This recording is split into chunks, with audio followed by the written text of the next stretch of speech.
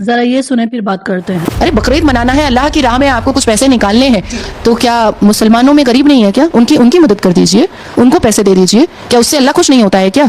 نلی نہاری اور کباب کھانے سے ہی اللہ خوش ہوتا ہے کیا؟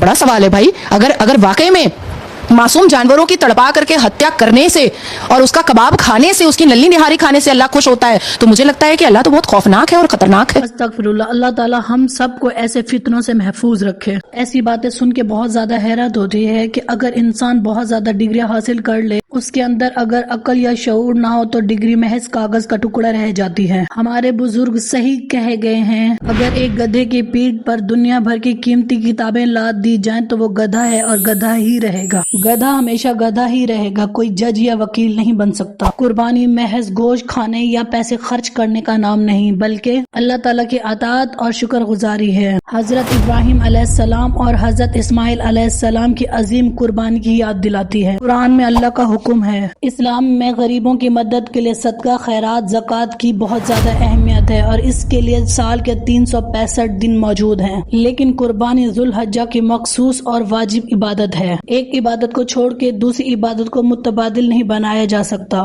جیسے کہ مثال کے طور پر زکوٰۃ دینے سے نماز معاف نہیں ہوتی، ویسے ہی قربانی کے پیسے دینے سے قربانی کا واجب ادا نہیں ہوتا. بہت سے ایسے لوگ ہیں کہ پورا سال انہیں گوشت میسر نہیں ہوتا، لہٰذا قربانی غریبوں کو فائدہ پہنچانے کا ایک بہت بڑا ذریعہ ہے. اسلام میں جانوروں کو ذبح کرنے کے بہت سخت اصول ہیں تاکہ جانور کو کم سے کم تکلیف ہو، جیسے کہ تیز چھری کا استعمال، ایک جانور کے سامنے دوسرے جانور کو ذبح نہ کریں اور جانور کو ذبح کے بعد فوراً کھال نہ اتارے اور جانور کو نہ گھسیٹیں. بغیر کھلائے پلائے آپ انہیں ذبح نہ کریں. اللہ تبارک و تعالیٰ کو اس کے گوشت کی یا خون کی ضرورت نہیں ہوتی، بلکہ اللہ تبارک و تعالیٰ آپ کا تقوی اور نیت دیکھتا ہے، جیسا کہ قرآن پاک میں فرمایا گیا ہے.